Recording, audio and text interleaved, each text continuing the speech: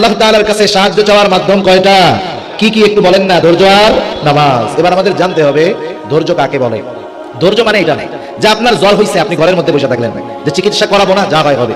হাত কেটে গেছে, ঘরের মধ্যে বসে থাকলেন, যা পয়সা গেলে যাবে, যা করে আল্লাহ। এটার নাম সবর নয়। অসুস্থ হলে চিকিৎসা গ্রহণ করতে হবে, এটা নবীজি সাল্লাল্লাহু আলাইহি ওয়াসাল্লাম জানিয়ে দিয়েছেন। এজন্য অসুস্থ হলে চিকিৎসা গ্রহণ করা সুন্নাত। চিকিৎসা গ্রহণ করা কি সুন্নাত। আমাদের জ্বর হলে স্বাভাবিকভাবে আমরা জানি, জ্বর হলে যদি কেউ নাপা ট্যাবলেট খায় তার জ্বর চলে যায়, ঠিক না? কিন্তু জ্বর হলে নাপা খেলে জ্বর চলে যায়, ঠিক আছে। তবে আমার ইয়াকিন, বিশ্বাস এটা হবে না, বরং ইয়াকিন হবে, বিশ্বাস হবে।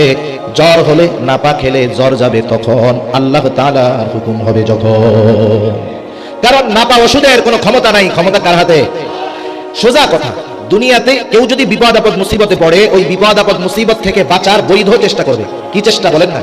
বৈধ চেষ্টা। অসুস্থ হয়েছে, ডাক্তারের কাছে যান। টাকার সমস্যা, আরেকজনের কাছে গিয়ে কর্জে হাসানা নেন, কিন্তু সুদের উপরে নেওয়া যাবে না।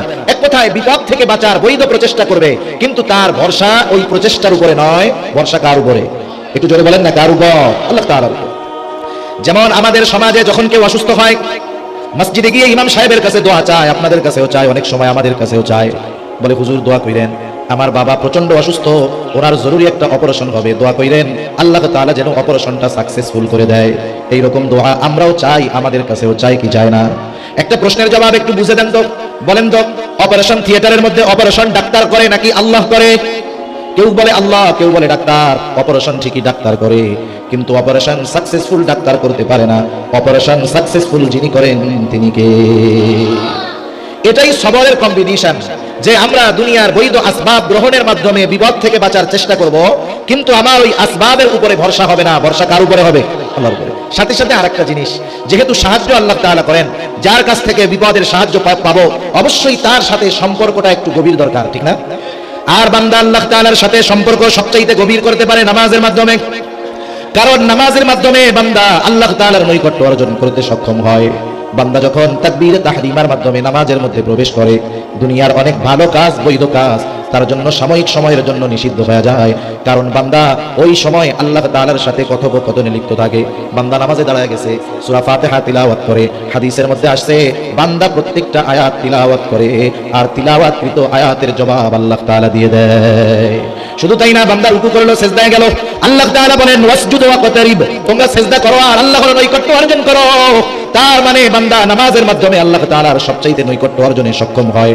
আল্লাহ তাআলা এই কথাই জানায় দিলেন, বান্দা ও মুমিন, বিপদ আপদ মুসিবতে পড়লে আমি আল্লাহ তাআলার কাছে ধৈর্য আর নামাজের মাধ্যমে সাহায্য চাও।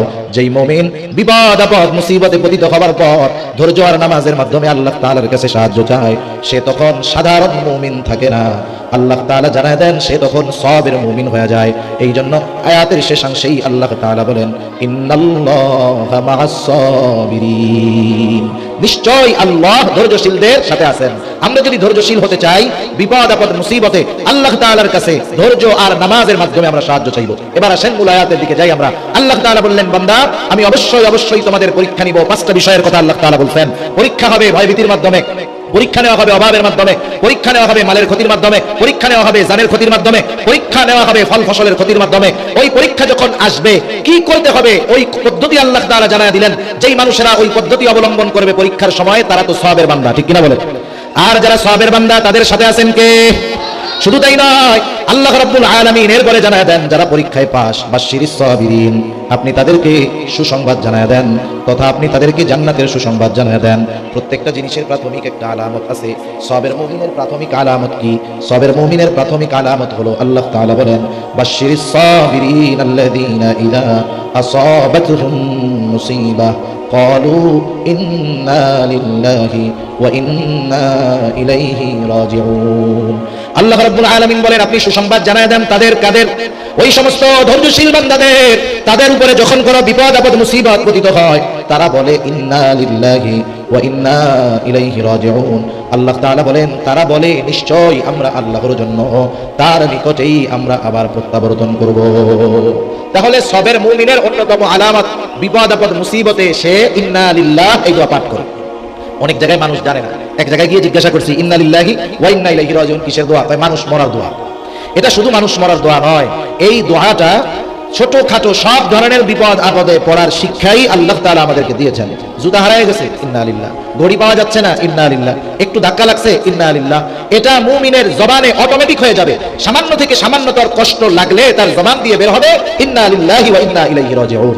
এই আয়াতের তাফসিরে সহিহ মুসলিমের একটা হাদিস আসছে, নবীজি সুন্দর একটা দোয়া শিখিয়ে দিয়েছেন। হযরত উম্মে সালামা রাদিয়াল্লাহু তাআলা আনহা থেকে বর্ণিত হাদিস, তিনি বলতেছেন যে আমি নবীজি সাল্লাল্লাহু আলাইহি ওয়াসাল্লামের সাথে বিবাহের পূর্বে আমার স্বামী ছিল আবু সালামা।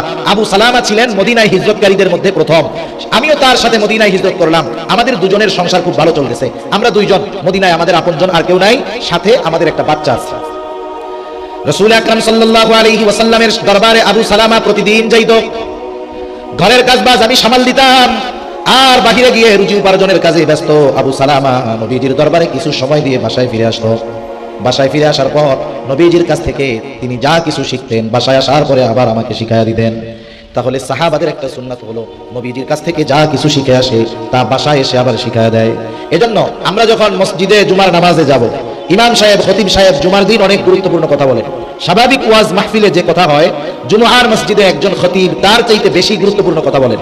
কারণ খতিবের কথার ভেতরে ওই সমাজের অসঙ্গতিগুলো থাকে, ওই সমাজের যেই বিষয়গুলো মন্দ আছে উনি ওই বিষয়গুলো তুলে ধরে ভালো বিষয়গুলো মানুষদের সামনে জানান। সেজন্য জুমার দিনের আলোচনাটা খুব গুরুত্বপূর্ণ হয়। আমাদের দায়িত্ব কি? আমরা যখন মসজিদে থাকি, আমাদের মা, আমাদের বোনেরা, স্ত্রীগণ তারা হয়তো রান্নার কাজে ব্যস্ত থাকে। আমরা জুমার দিন মসজিদে যাই, গুরুত্বপূর্ণ যেই কথাগুলো হবে মনে রেখে, স্মরণ রেখে, প্রয়োজনে লিখে এনে আমাদের দায়িত্ব হলো বাসায় এসে বাসার মানুষদের কাছে কথাগুলো বলে দেওয়া। কারণ মাইকের আওয়াজ থাকলেও অনেক সময় কাজের কারণে এই কথাগুলো শ্রবণ করার সুযোগ তাদের থাকে না। এটা সাহাবাদের একটা আমল। উম্মে সালামা রাদিয়াল্লাহু তাআলা আনহা বলেন, প্রতিদিনকার ন্যায় আবু সালামা আজকেও বাসায় যখন ফিরে আসলো, আজকে তার চেহারাটা একটু উজ্জ্বল উজ্জ্বল হাসি হাসি দেখা যায়। আমি জিজ্ঞাসা করলাম, ও আবু সালামা, কি ব্যাপার, তোমার চেহারাটা আজকে এত হাস্য উজ্জ্বল দেখা যায় কেন? এইবার আবু সালামা আমার প্রশ্নের জবাবে বলল, শোনো উম্মে সালামা, নবীজি আজকে আমাদেরকে এমন একটা দোয়া শিখিয়ে দিয়েছেন, বিপদ আপদ মুসিবতে যদি কেউ ওই দোয়াটা পাঠ করে, আল্লাহ রব্বুল আলামিন সে বিপদের মাধ্যমে যা হারাবে তার চাইতে উত্তমটা আল্লাহ তাআলা তাকে ফিরিয়ে দিবে। রাসূলুল্লাহ সাল্লাল্লাহু আলাইহি ওয়াসাল্লামের শেখানো দোয়াটা উনি শিখে রাখলেন। কিছুদিন পর উহুদের যুদ্ধের দামামা বেজে গেল।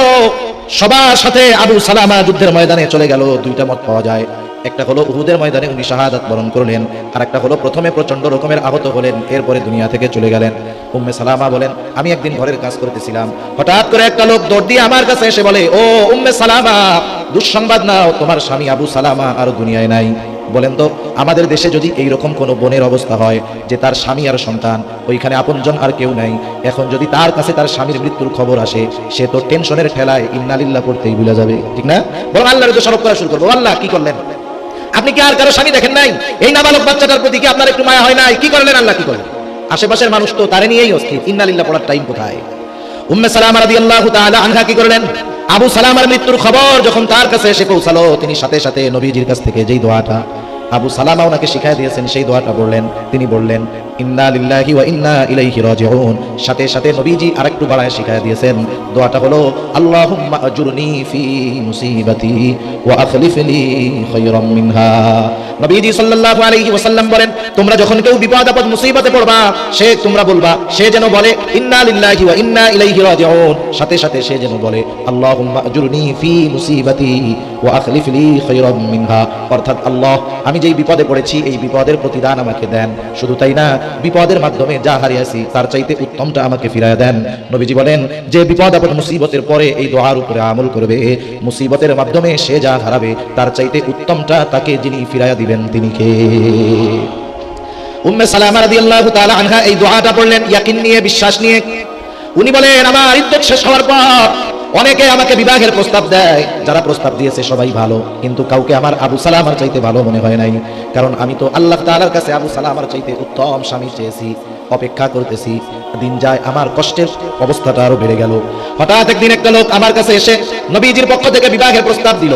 আমি তাকে বললাম যে আমার তো কয়েকটা অসুবিধা আছে। এক নাম্বার, আমি প্রচন্ড রকমের জেদি, আমার রাগ বেশি, হতে পারে আমার এই রাগ নবীজির জন্য কষ্টের কারণ হয়ে যাবে। দুই নাম্বার, আমার তো বয়স অনেক হয়ে গেছে। তিন নাম্বার, আমার একটা সন্তান আছে, বিবাহের পরে কি হবে? এইবার ওই সাহাবী গিয়ে নবীজির কাছে এই কথাগুলো জানাইলো। নবীজি জানায় দিল, কোনো অসুবিধা নাই, আমি আল্লাহ তাআলার কাছে দোয়া করব, আল্লাহ তাআলা উম্মে উম্মে সালামার রাগকে স্বাভাবিক করে দিবে। দোয়া করব আল্লাহ তাআলা তার সন্তানের জন্য উত্তম ব্যবস্থা করে দিবে। শুধু তাই না, আমার বয়স তো কম হয় নাই, এবার নবীজির সাথে উম্মে সালামা রাদিয়াল্লাহু তাআলা আনহার বিবাহ হয়ে গেল। উম্মে সালামা রাদিয়াল্লাহু তাআলা আনহা বলেন, আমার স্বামী আবু সালামার মৃত্যুর পর আমার দৃঢ় বিশ্বাস ছিল আল্লাহ তাআলা স্বামী হিসাবে আমাকে আবু সালামার চাইতে উত্তম স্বামী দিবে, কিন্তু আমার স্বামী যে মুহাম্মদুর রাসূলুল্লাহ সাল্লাল্লাহু আলাইহি ওয়াসাল্লাম হবে এটা আমি কখনো কল্পনা করি নাই। তার মানে আমার দোয়া আল্লাহ কবুল করেছে। স্বামী আবু সালামাকে হারিয়েছি, তার চাইতে উত্তম স্বামী আল্লাহ তাআলা আমাকে দিয়েছে। তাহলে লম্বা আলোচনার মনে রাখার হয়তো সুযোগ হবে না, শুধু এতটুকু বিষয় আমরা মনে রাখবো, সকল বিপদ আপদ দেন কে? আরো জোরে কে? বিপদ আপদ থেকে উদ্ধার করেন কে? বিপদ আপদে পড়লে সাহায্য কার কাছে চাইব? আল্লাহর কাছে সাহায্য চাওয়ার মাধ্যম কয়টা? আরো জোরে কয়টা? কি কি একটু বলেন না? ধৈর্য আর নামাজ। আর বিপদে পড়ার সাথে সাথে যখন বিপদের খবর আসবে, মুসিবতে পড়বো, নবীজির শিখায়া দেওয়া এই দোয়াটা পড়বো, যেই দোয়ার এক অংশ শিখিয়েছেন আল্লাহ, আর এক অংশ শিখিয়েছেন মুহাম্মাদুর রাসূলুল্লাহ। দোয়াটা হলো ইন্না লিল্লাহি ওয়া ইন্না ইলাইহি রাজিউন, আল্লাহুম্মা আজুরনি ফি মুসিবাতি ওয়া আখলিফ লি খায়রাম মিনহা। এই দোয়াটা আমরা শিখবো, মুসিবতে পড়লে আমল করব, এবং বিপদ আপদ মুসিবত আসলে কোরআন সুন্নাহর আলোকে যে কথাগুলো আমরা বললাম এই অনুযায়ী আমরা আমল করব।